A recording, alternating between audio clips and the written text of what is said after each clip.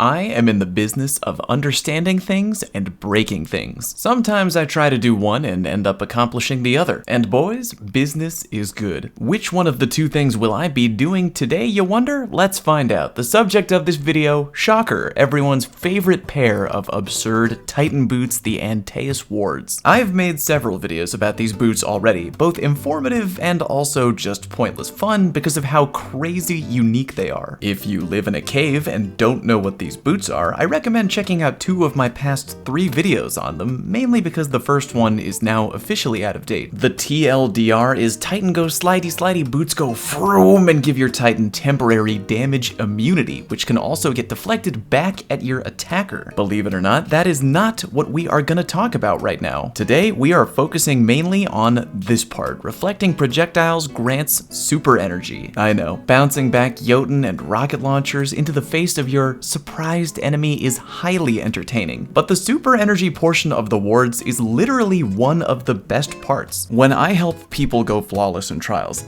twitch.tv/falloutplays, depending on what class I'm playing, about 90% of the time, I'll try to make it a priority to max out my Guardian's intellect. Being able to get your super on the field before the enemy often translates to a free round win, which quickly leads to a snowball effect, and then eventually the game. Truly, I can't tell you how many times a quick super loadout has made trials a breeze, and the Antaeus wards are officially the crown jewel of my destructive build, but not only for the reflecting, but for the super energy. Allow me to take you down my rabbit hole. That didn't sound right. Let me walk you through my thought process on why I wanted to do more tinkering with these boots. My first question was this: how effective are the Antaeus wards at getting me my super? Are any of you out there fans of speedrunning? I personally love watching gamers try to competitively cut corners, so the way I looked at it was, if I understand how the boots work in relation to my super bar, maybe I can find ways to cut my super time down even further. For example, as you know from my previous videos, one of my favorite things about the wards is that you can pass through an enemy Titan barricade without taking any damage. Dunking on an enemy in trials by doing this while they're trying to get a revive is literally my favorite activity. Sometimes though, at the end of a trials round, often you'll be left with this, an unused enemy Titan barricade that just happens to be sitting there. So I wondered, if in theory tanking damage is what grants super energy, would I be able to slide through the Titan barricade at no cost to my own health while building my super meter? You can probably see where this is going. I tested a bunch of different things, all with the original intent of seeing how badly I could bend the use of the wards. Would any of these things give me additional super? This ranged from damaging myself with things that enemies sometimes just leave on the battlefield to intentionally damaging myself while sliding to see if any of these methods would work. And as it turns out, none of them did. Man, do you really think I would broadcast that info out on YouTube if I found out you could cheese your own super bar with the goddamn Telesto and mess up the state of Crucible more than it already is? I mean, please, I'm not a monster. I like pushing the limitations of this game, but if I ever find something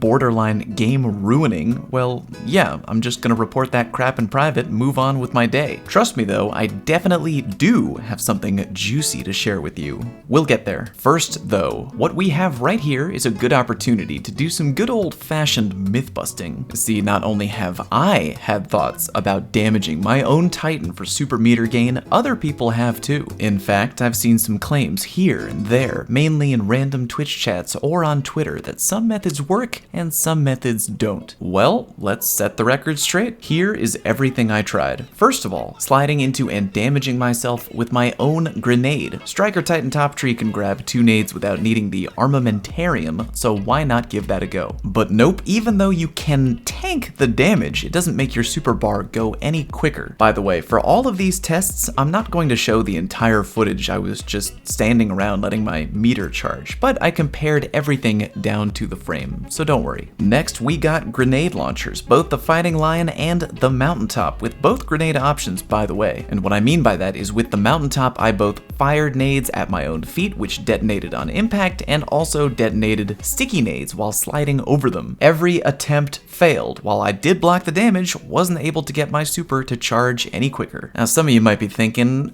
so it must mean only enemy damage can pump up your super meter? Well, you're kinda right. It has to be the right kind of damage. As I mentioned earlier, things the enemy can just leave on the battlefield, although it can definitely hurt you, doesn't give you the extra super energy if you tank or block it. Enemy Titan barricades, enemy grenades, both nades that can't be touched or interfered with, like the Void Wall grenade, and grenades that can be touched, or maybe shot at is the right phrase, like a hunter trip mine stuck to a wall, waiting for a target to walk by. Anything you could intentionally throw yourself at, none of it granted more energy when tanked. I guarantee that right about now, there's at least one person probably screaming at their phone, "Hey, dumbass, the text on the boots reads, reflecting projectiles grant super energy." Oh, believe me, Slick, I know. But when I'm out here busting theories, I like to try to leave no stone unturned. Final test before giving you the info I really want to share. Now bear with me here. Hardlight bullets deflect off of walls, right?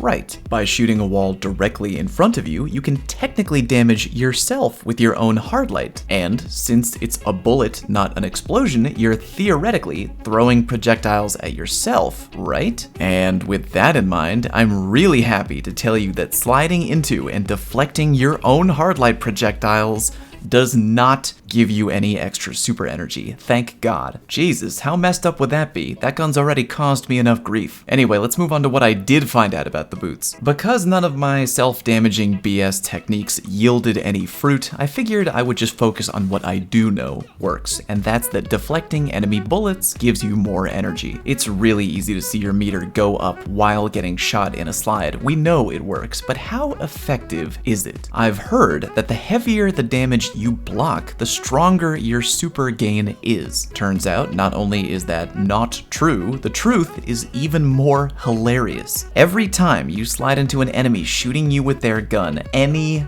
gun, you gain a predetermined amount of super energy. How much? Brace yourselves, boys.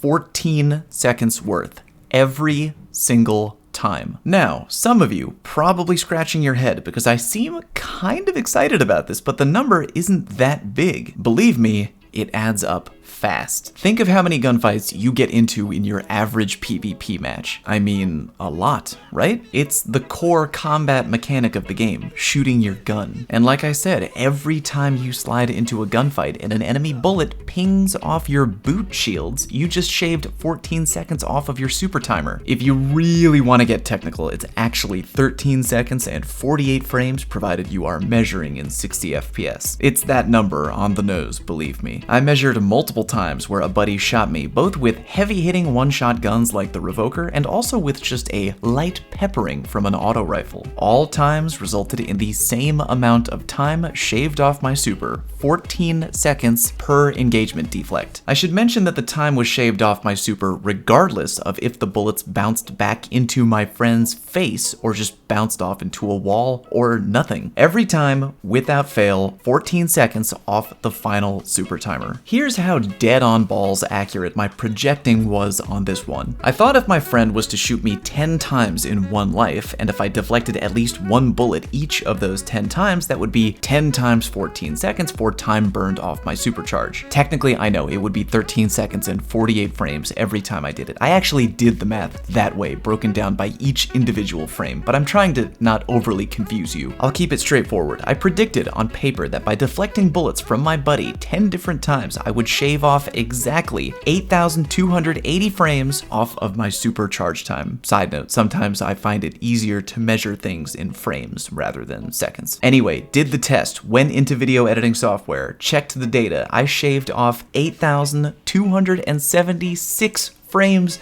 a difference of just 4 frames, meaning my prediction was 99.95% friggin' accurate, and damn did that feel good. If you were wondering, by the way, my super charged in just a hair over 1 minute and 30 seconds. Again, you didn't mishear me, that's 1 minute and 30 seconds to a full super without getting 1 kill. I should mention that all the super testing we did was with tier 10 intellect. It's entirely possible that the set amount of time you shave off your super varies with each tier of intellect, but I'll be damned if I'm gonna test each individual tier. whatever. I'll admit it, I'm tired. But can you please just wrap your head around what I'm telling you? Every time you ping even one bullet off your boot shield in a gunfight, boom, free 14 seconds. And this isn't doing anything tricky, anything insane or wild, like, I don't know, shooting a trip mine out of the air, or anything else that would require crazy technical skill. This is just literally pressing the slide button while in a gunfight, which is something, I don't know about you, but I do in almost every gunfight I do in this game. Challenging an already weak enemy in a 1v1 who tries to fight back, boom, free 14. Dumb enemy wildly pre-firing an angle because he's hoping he'll get some extra chip damage? Bro, we slide right into those. Boom, free 14. Enemies shooting your buddy and you want to help out? Don't just stand there and finish the guy. Slide in there. Boom, free 14.